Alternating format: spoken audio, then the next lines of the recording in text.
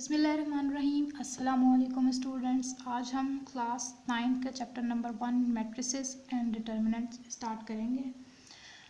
इसको समझने के लिए सबसे पहले ये ज़रूरी है कि हम ये समझ लें कि मैट्रिक्स क्या है। मैट्रिक्स तो मैट्रिक्स आपके पास क्या है? एन एरे और a formation of a collection of real number. An array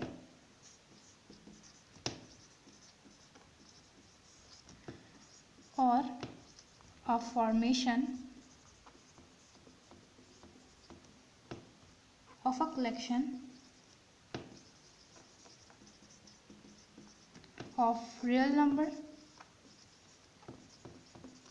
0, 1, 2, 3, 4 and 7 such as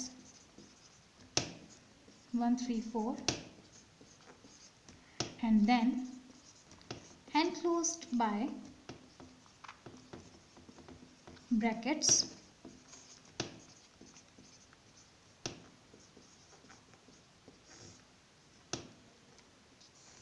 it's called matrix.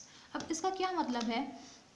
An array, array हम कहते हैं अरेंजमेंट को किसी भी ऑर्डर में लिखना या किसी तरीके से भी आप उसको अरेंज करके लिख रहे हैं। और फॉर्मेशन, और किसी फॉर्मेट में, मतलब एक ही बात होगी एरे या formation of a collection of real number. Means कि आपके पास रियल नंबर हैं 0, 1, 2, 3, 4 कुछ भी आपके पास रियल नंबर हो सकते हैं, वो आपके पास फ्रैक्शन में भी हो सकते हैं। उसको आपने लिखा हुआ है। अब ये आपके पास नंबर है रियल नंबर 1, 3, 4, 7, 2, 0, ये हमने रियल नंबर लिख लिया। अब हम इसे कह रहे हैं हमने इसको आप देखिए हमने इसको जो एक फॉर्मेट में लिख लिया है, एक ऑर्डर में लिख लिया है, और फिर हम इसको क्या कह रहे हैं कि ये ऐसे नंबर जिनको हम ऐसे फॉर्मेट में लिख लें और फिर हमने एनक्लोज कर दें ब्रैकेट से, तो फिर हम उसे क्या कहेंगे? आपके पास मैट्रिक्स कहेंगे। फॉर एग्जाम्पल यही नंबर अगर हम लें 1, 3, 4, 7, 2, 0, हमने इसको एक अरेंजमेंट में लिख लिया और ये एनक्लोज हमने कर दिए ब्रैकेट से, तो ये आपके पास क्या बन गया? मैट्रिक्स बन गया। ठीक, दोबारा देख लेते हैं। एरे हमारे पास क्या होता है? कोई भी ऑर्डर में लिखना। कलेक्शन है हमारे पास रियल नंबर की, कोई भी रियल नंबर हो सकते हैं। फॉर एग्जांपल आपके पास फ्रैक्शन में भी हो सकते हैं और आपके पास डेसिमल में भी हो सकते हैं। आपके पास नंबर दिए हुए कॉम्प्लेक्स नंबर भी हो सकते हैं, पर हम कॉम्प्लेक्स नंबर को बाद में देखेंगे। अभी हम लोग सिर्फ रियल नंबर की बात कर रहे हैं। तो रियल नंबर आपके पास यहाँ पे दिए हुए हैं, एक फॉर्मेट में ही आपके पास लिखे हुए हैं और वो एनक्लोज हैं ब्रैकेट से। एनक्लोज बाय ब्रैकेट मीन्स के वो ब्रैकेट आपने उसकी लगाई हुई है। तो ये आपके पास क्या हो गया? फॉर एग्जाम्पल ये आपके पास मैट्रिक्स हो गया। और आप इसको ऐसे भी लिख सकते हैं 2, 4, 3, 1, ये भी आपके पास क्या है? एक मैट्रिक्स की फॉर्म है, क्योंकि ये भी आपने एक ऑर्डर में लिखी हुई है। ठीक है, अब जो आपके पास यहाँ पे 1, 3, 4, 7 ये जो नंबर्स हैं, इनको हम क्या कहेंगे? एंट्रीज को, जो आपने एंट्रीज की हुई हैं, इनको हम क्या कहेंगे? एलिमेंट्स। ये आपके पास क्या कहलाएंगे? एलिमेंट्स की। अगर आप बात करेंगे तो हम कहेंगे कि मैट्रिक्स के जो है वो एलिमेंट्स हैं 1, 3, 4, 7, 3 जो है वो मैट्रिक्स का जो है वो एलिमेंट है। ठीक, और अगर आप जो है इसको मैट्रिक्स को आप लिखेंगे कैसे, किससे डिनोट करेंगे? तो ये आपके पास डिनोट आप करेंगे इसको ए से 1, 3, 4, 7, 2, 0। मीन्स कोई भी कैपिटल लेटर आप यहाँ पे ले सकते हैं। आप ए भी ले सकते हैं, बी भी ले सकते हैं, जेड तक आप कोई भी यहाँ पे अल्फ़ाबेट ले सकते हैं, कैपिटल अल्फ़ाबेट। तो ये तो हो गया कि हम मैट्रिक्स को जो है वो कैसे क्या डिफ़ाइन कर सकते हैं और हम उसे लिखते कैसे हैं, और इसके ये जो एलिमेंट्स, ये जो एंट्रीज हैं वो हमारे पास क्या कहलाती हैं? एलिमेंट्स कहलाती हैं। इसके अलावा इसमें आपके पास एक और चीज़ है रोज एंड कॉलम। तो नेक्स्ट हमारा टॉपिक होगा rows and column of a matrix. यहाँ हम लिख लेते हैं रोज एंड कॉलम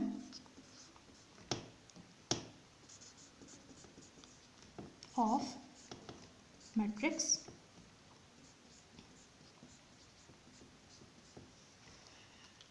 तो रोज़ और कॉलम आपके पास क्या होंगी? आपके बहुत जो है वो इम्पॉर्टेंट चीज़ है समझने के लिए कि जब आप जो है रोज़ और कॉलम आपके पास 2 × 3 होंगी या 3 × 3 होंगी या आपके पास जैसे भी होंगी, तो अब हम इसको समझते हैं कि रोज़ और कॉलम आपके पास क्या होंगी। फॉर एग्जांपल यही हम लेंगे 1, 3, 4, 7, 2, 0। तो अगर आपके पास जो एंट्रीज दी हुई हैं, जो आपके पास यहाँ पे एंट्रीज हॉरिजॉन्टल वे में लिखी हुई हैं, हॉरिजॉन्टल वे में हमारे पास कौन सी लिखी हुई है, ये 1 3 4 ये हॉरिजॉन्टल है, 2 7 0 ये क्या है, हॉरिजॉन्टल है। ये जो आपके पास कहलाएगी, जो आपके पास हॉरिजॉन्टल वे में लिखी हुई होंगी वो आपके पास क्या कहलाएंगी, रोज कहलाएंगी। अब ये आपके पास रो 1 होगी और ये जो सेकेंड आपके पास है ये आपके पास क्या होगी, रो 2 होगी। तो ये चीज़ आपने याद रखनी है कि जो आपके पास हॉरिजॉन्टल वे में एंट्रीज दी हुई होंगी वो आपके पास क्या कहलाएंगी, रोज कहलाएंगी। ऐसे ही अब हम कॉलम को देख लेते हैं यही एग्जाम्पल लेके। तो कॉलम आपके पास क्या होंगी, जो वर्टिकल वे में आपके पास लिखी हुई होंगी वो आपके पास क्या होंगे, कॉलम होंगे। तो वर्टिकल वे में आपके पास क्या है, 1 और 7, तो ये आपके पास कॉलम है, ये कॉलम 2 आ जाएगा, ये कॉलम 3 आ जाएगा। ठीक, तो ये आपके पास हमने देखा कि यहाँ पे जो हम हॉरिजॉन्टल वे में लिख रहे हैं ये आपके पास रोज हैं, और जो हम वर्टिकल वे में लिख रहे हैं वो हमारे पास क्या है, कॉलम है। ये आपके पास कॉलम 1 आ गया, कॉलम 2 आ गया, कॉलम 3 आ गया। अब आपके पास अगर हम देखें तो यहाँ पे आपके पास कितनी रोज हैं, 1 और 2, मीन्स आपके पास यहाँ पे नंबर ऑफ रोज कितनी है, नंबर ऑफ रोज आपके पास यहाँ पे हैं 2, और नंबर ऑफ कॉलम 1 2 3, तो नंबर ऑफ कॉलम आपके पास यहाँ पे कितने हैं, 3। ठीक, अब अगर हम देखें कि इस मैट्रिक्स का ऑर्डर क्या होगा, मीन्स हम इसे ऑर्डर में कैसे लिखेंगे। कोई भी अगर मैट्रिक्स है तो आपको उसमें जो उसको जो है ऑर्डर आप उसका बता सकते हैं, वो आप कैसे बताएंगे जी। तो आपके पास यहाँ पे आप यहाँ पे लिखेंगे ऑर्डर ऑफ अ मैट्रिक्स, जो हमारे पास कहलाता है m बाय m।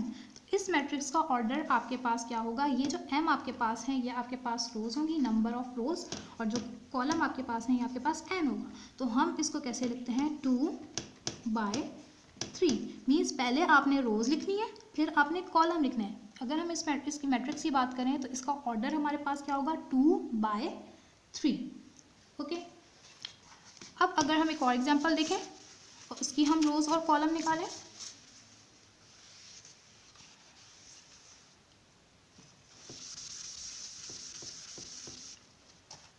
एग्जाम्पल 2, 3 4 1 -7 0 2 1 2 4 जी। तो इसमें आपके पास नंबर ऑफ रोज कितनी होगी, मैंने आपसे क्या कहा था कि आप हॉरिजॉन्टल, आप जो है किसमें देखेंगे, हॉरिजॉन्टल वे में देखेंगे। अगर आपने रोज देखनी है तो आप क्या करेंगे, सबसे पहले आप रोज निकाल लेंगे 1, दूसरी रो आपके पास 4 0 2 2 रो 1 रो 2, ये आपके पास आ जाएगी रो 3। अब कॉलम देखेंगे तो कॉलम आपने कैसे देखना है, वर्टिकल देखना है ऐसे। तो आपके पास यहाँ पे कॉलम क्या होगा, 1 3 4 1, कॉलम 2 कॉलम 3, मीन्स कि आपके पास यहाँ पे रोज भी 3 है और आपके पास यहाँ पे कॉलम भी 3 है। तो आप इसको कैसे लिखेंगे, order of matrix. For example हम इसे लिख देते हैं ए से, ए इज 3 बाय 3। आगे हम इसकी एग्जांपल्स देखेंगे तो फिर आपको और जो है सही तरीके से समझ में आएगा। नेक्स्ट हमारे पास टॉपिक है इक्वल मैट्रिक्स। इक्वल मैट्रिक्स हम कहते हैं, इक्वल मैट्रिक्स किसे कहते हैं हम, इक्वल मैट्रिक्स।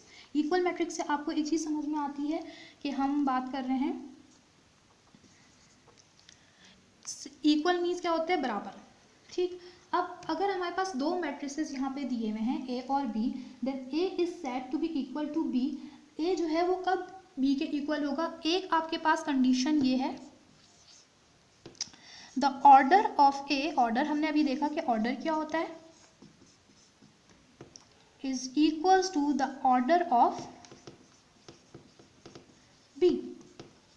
ऑर्डर क्या होता है, अभी मैंने आपको बताया था कि उसकी नंबर ऑफ जो रोज इंटू कॉलम, और ये आपके पास इक्वल होनी चाहिए इन दोनों की। सेकेंड आपके पास क्या होगा, their corresponding entries are equal, their corresponding entries are equal means ये आपके पास दो कंडीशन चाहिए, एक तो आपके पास ऑर्डर सेम होना चाहिए, दूसरी आपके पास एंट्रीज भी सेम होनी चाहिए। एग्जांपल है हमारे पास दो मैट्रिक्स आपके पास यहाँ पे दिए हुए हैं। एल आपके पास है 2 3 -1 2, एम है आपके पास 2 3 -1 -2।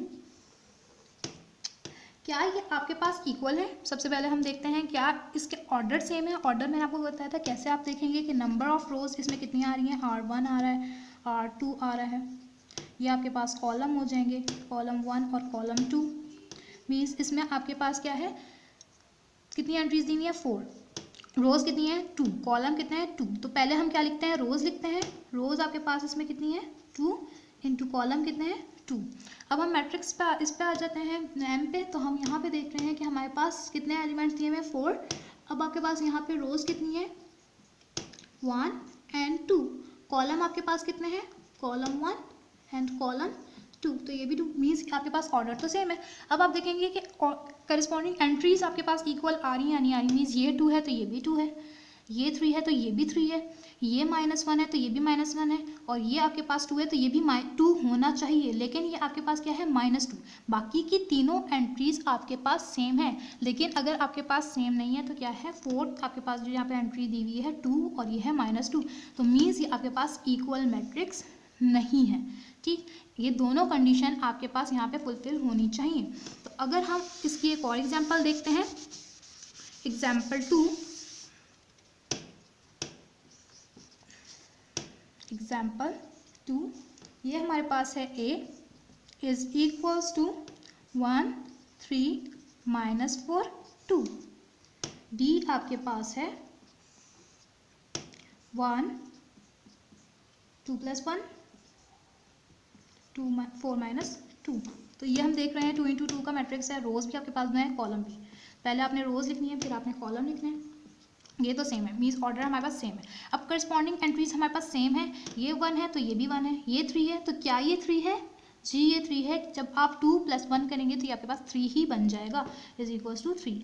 तो ये आपके पास -4 है तो ये भी आपके पास -4 है, ये आपके पास 2 है तो क्या ये 2 है जी। जब आप इसको 4 में से 2 माइनस करेंगे तो आपके पास 2 ही रहेगा।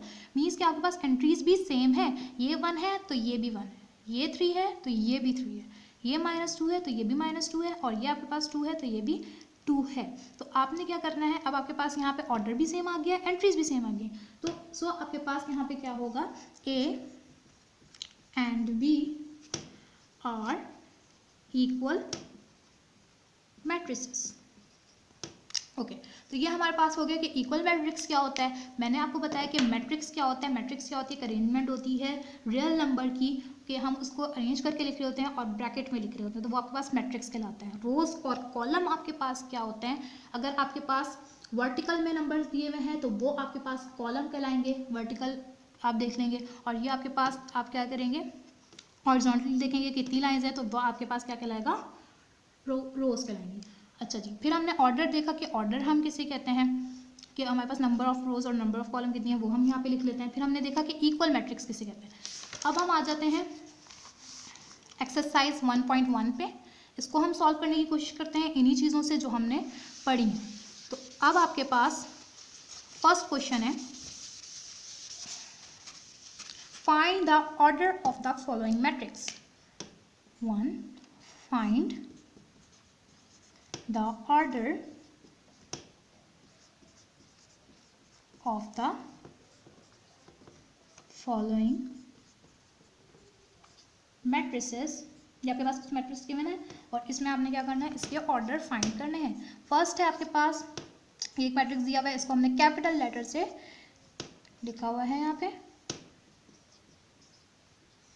अभी मैंने आपको बताया कि जिनके 4 होंगे तो वो आप क्या करेंगे, वो देखिए जिनके आपके पास 4 होंगे मीन्स स्क्वायर में होंगे, यहाँ पे आपके पास 4 हैं, या फिर आपके पास 9 होंगे तो वो आपके पास ऐसे ही बनेंगे 3 × 3 2 × 2।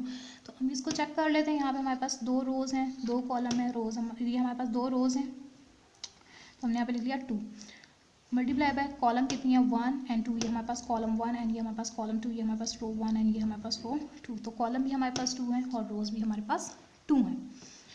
अब हम आते हैं बी पे। बी आपके पास सिमिलर ऐसे ही होगा 2 0 3 5। तो आपके पास यहाँ पे कितनी नंबर ऑफ रोज हैं, नंबर ऑफ रोज आपके पास ये हैं रो 1 रो 2 ये, और ये आपके पास कॉलम है कॉलम 1 एंड कॉलम 2। तो ये इसका भी आपके पास ऑर्डर क्या हो जाएगा 2/2। आप ऐसे भी लिख सकते हैं, ऐसे भी लिख सकते हैं। अच्छा जी, फिर आपके पास 3C इज इक्वल्स टू 2 4। अब आप देखेंगे हॉरिजॉन्टली आपके पास कितने दिए हुए हैं रोज, ये आपके पास आ जाएगी R1, और यहाँ पे आपके पास एक ही दी हुई है, दूसरी रो नहीं है। यहाँ पे कॉलम कितने हैं, एक ये आपके पास कॉलम है कॉलम 1, और दूसरा आपके पास ये है कॉलम 2। तो रोज आपके पास पहले हम लिखते हैं, तो रो तो आपके पास एक ही है, तो हम लिखेंगे 1 × 2। तो ये आपके पास कॉल जो ऑर्डर इसका आया है वो आया 1/2। अब हम थर्ड देख लेते हैं। थर्ड है हमारे पास D, फोर्थ हमारे पास है D 4 0 6। तो यहाँ पे आपके पास रोज कितनी है, रो 1 रो 2 रो 3, रो 1 रो 2 एंड रो 3। कॉलम आपके पास कितने हैं, कॉलम आपके पास 1 ही है। पहले आप रोज को लिखते हो तो आप यहाँ लिख लोगे 3/1। फिर हम आ जाते हैं अपने पार्ट 5 पे। ये आपके पास आ जाएगा A D B E C F G। तो अब आपके पास रोज कितनी होंगी बता सकते हैं आप लोग। ये आपके पास रोज है मीन्स रो 1 रो 2 एंड रो 3। ये आपके पास कॉलम है कॉलम 1 कॉलम 2। तो आपके पास रोज कितनी आ रही है 3 × 2। ये आपके पास क्या आ जाएंगी, और इसका ऑर्डर आ जाएगा कि रोज आपके पास 3 है और कॉलम आपके पास 2 है। अब हम देख लेते हैं F आपके पास, जिसमें आपके पास एक ही एलिमेंट मौजूद है, तो आपके पास एक ही रो है इसमें रो 1 और कॉलम भी एक ही है, तो ये आपके पास 1 × 1। ठीक है, फिर हम आ जाते हैं, समझ में आ गया आपको यहाँ तक। नेक्स्ट हम देख लेते हैं क्वेश्चन है हमारे पास G 2 3 0 1 2 3 2 4 5। कितनी नंबर ऑफ रोज हैं G, तो आपके पास 1 2 3 रोज हैं। ये आपके पास 1 2 3 कॉलम है, तो 3/3 ये आपके पास G आ गया। और लास्ट हमारे पास है H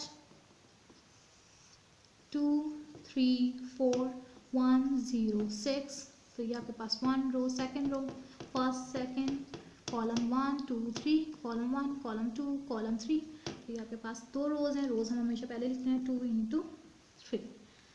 ठीक है, तो आपको समझ में आया होगा, ऑर्डर आपको सही तरीके से समझ में आ गया कि हम ऑर्डर कैसे निकालते हैं। तो अब आपके पास हम आ जाते हैं क्वेश्चन नंबर 2 पे, जो हमने अभी इक्वल मैट्रिक्स पढ़े। मैंने आपको बताया 2 कंडीशन होती हैं, एक तो ऑर्डर सेम होना ज़रूरी हो और दूसरा करस्पॉन्डिंग जो एंट्रीज आपके पास दी हुई है वो सेम होना ज़रूरी होता है। तो which of the following matrix are equal, कौन से आपके पास यहाँ पे इक्वल है। अब ए आपके पास दिया हुआ है 3, बी आपके पास दिया हुआ है 5, सी आपके पास दिया हुआ है 5 - 2, डी आपके पास दिया हुआ है 5 and 3, ई आपके पास दिया हुआ है 4 0 6 2, जे आपके पास दिया हुआ है 2 + 2 2 - 2 2 + 4 + 0। अच्छा, अब हम इनमें से देख लेते हैं कि हमारे पास इक्वल मैट्रिक्स कौन से हैं। तो आपने पहले तो देखना है कि ऑर्डर सेम होना चाहिए। अगर ऑर्डर ही सेम नहीं है तो फिर आप एंट्रीज जो है वो आपके पास कोई मैटर नहीं करती। तो सबसे पहले आप यहाँ पे देख लेंगे कि ए जो है आपके पास इसका ऑर्डर क्या है, क्योंकि आपके पास यहाँ पे नंबर ऑफ रो भी एक ही है और कॉलम भी एक ही है, तो ये आपके पास 1 × 1 का मैट्रिक्स है। अब आप देखेंगे यहाँ पे 1 × 1 का मैट्रिक्स कौन सा आ रहा है, आपके पास 1 × 1 का मैट्रिक्स कौन सा आ रहा है, ये 5 - 2। यहाँ पे आपके पास ये एक ही रो है और एक ही कॉलम है, तो ये भी आपके पास 1 × 1। तो ऑर्डर तो आपके पास सेम हो गए। तो अब हम देखते हैं कि आपके पास यहाँ पे क्या एंट्री सेम है। तो इसकी एंट्री आपके पास क्या है 3। यहाँ पे आपके पास 5 - 2, ये भी आपके पास क्या बन जाएगा 3। तो यहाँ पे आपके पास ए और सी में ऑर्डर भी सेम है और इनकी जो है वो एंट्रीज भी सेम है। तो मीन्स कि ये आपके पास इक्वल मैट्रिक्स है। तो A and C are equal matrices. अब हम और देखते हैं तो हमारे पास यहाँ पे देखें दिया हुआ है 3 5, ठीक है, मीन्स कि आपके पास रो 2 है, रो 1 है और कॉलम आपके पास 2 है। तो आपके पास यहाँ पे हम देखते हैं ये आपके पास रो 1 है, कॉलम 2 है। तो क्या ये सेम है? ऑर्डर तो सेम है, लेकिन क्या मसला है यहाँ पे हमारे पास कि हमारे पास यहाँ पे एंट्री सेम नहीं है। ये 3 है, ये 5 है, इस प्लेस पे 3 है। प्लेस हमने चेक करनी है कि उसी प्लेस पे आपके पास सेम होना चाहिए। प्लेस आपके पास 3 है, यहाँ पे आपके पास 5 है, यहाँ आपके पास 5 है, यहाँ पे आपके पास 3 है। तो मीन्स कि ये इक्वल नहीं है और ये इन दोनों के इक्वल भी नहीं आ सकते, क्योंकि यहाँ पे आपके पास नंबर ऑफ रोज 2 है और नंबर ऑफ कॉलम भी 2 है। यहाँ पे आपके पास नंबर ऑफ रोज 2 है, यहाँ पे भी आपके पास नंबर ऑफ कॉलम जो है वो 2 है। तो ये इनके इक्वल, की ऑर्डर तो सेम है ही नहीं। अब हम इन दोनों को देख लेते हैं कि इनके ऑर्डर सेम है तो क्या ये इक्वल है। तो ये आपके पास 4 है, ये 2 and 2 4, ये 0 है, 2 में से आप 2 माइनस करेंगे 0। ये आपके पास 6 है, 2 में आप 4 करवाएंगे ऐड तो आपके पास 6 ही बन जाएगा। ये 2 है, 2 में आप 0 ऐड करवाएंगे तो 2। तो मीन्स कि आपके पास इसके ऑर्डर भी सेम है और ये आपके पास क्या है, एंट्रीज भी सेम है। तो आप यहाँ पे लिख सकते हैं A, E and J are equal matrices, ठीक है। ये हमारे पास हो गया क्वेश्चन नंबर 2। फर्स्ट क्वेश्चन में मैंने आपको बताया कि हम ऑर्डर कैसे फाइंड करेंगे। जब आप ऑर्डर फाइंड करना आएंगे तो खुद ब खुद आप ये बता सकेंगे इक्वल मैट्रिक्स आपके पास कौन से हैं। जब आपको नंबर ऑफ रोज और नंबर ऑफ कॉलम का पता चल जाएगा तो फिर आप ये बता सकते हैं कि ऑर्डर कौन से हैं और फिर आप इक्वल मैट्रिक्स का भी बता सकते हैं। होप सो आपको समझ में आया होगा। नेक्स्ट हम आ जाते हैं क्वेश्चन नंबर 3 की तरफ।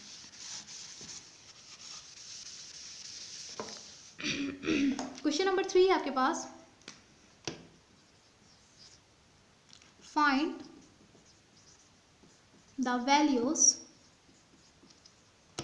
of A, B, C and D which satisfy the equation.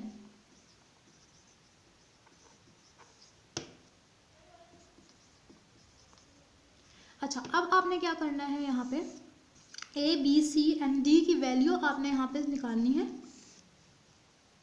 C minus 1 4D minus 6 is equals to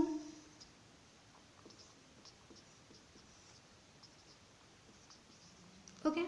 अच्छा, अब आपने क्या करना है, ABCD की वैल्यू निकालनी है, सेटिस्फाई करे कि ये आपके पास क्या है, जो इस इक्वेशन जो है मैट्रिक्स को सेटिस्फाई कर सके।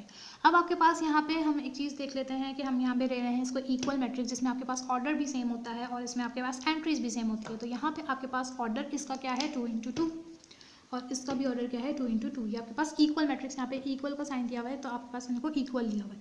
तो मीन्स हम यहाँ पे इक्वेशन बना सकते हैं। इसका मतलब ये हुआ कि A प्लस C, ये वाली एंट्री जो है वो इस एंट्री के इक्वल है, ये वाला एलिमेंट जो है वो इस एलिमेंट के इक्वल है, ये वाला एलिमेंट 3 के इक्वल है और ये वाला एलिमेंट इसके इक्वल है। तो यहाँ हम इक्वेशन बना लेते हैं A प्लस C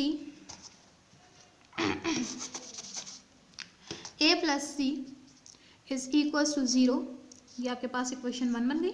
ये सेकेंड, फिर आपके पास A plus 2B is equals to -7, ये आपके पास इक्वेशन 2 बन जाएगी। C माइनस 1, ये आपके पास इक्वेशन 3 बन जाएगी। C minus 1 is equals to 3 और लास्ट आपके पास ये है। तो प्लेस को देखते हुए हमने इक्वल लेना है, ये आपके पास 4 बन जाएगी।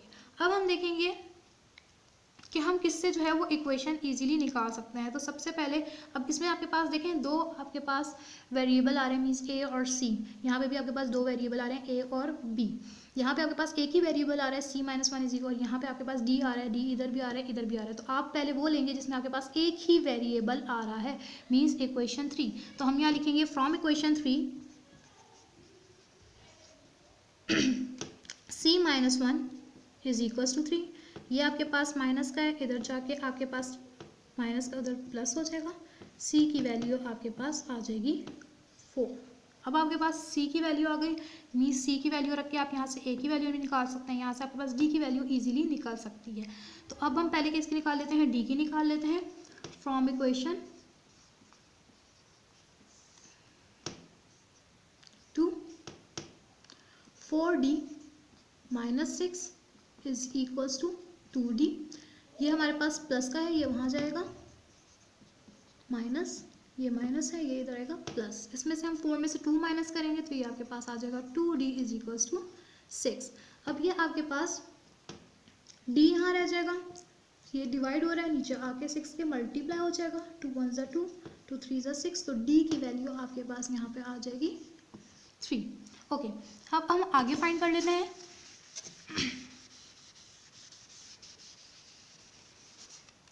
अब हमने फाइंड करनी है ए और बी।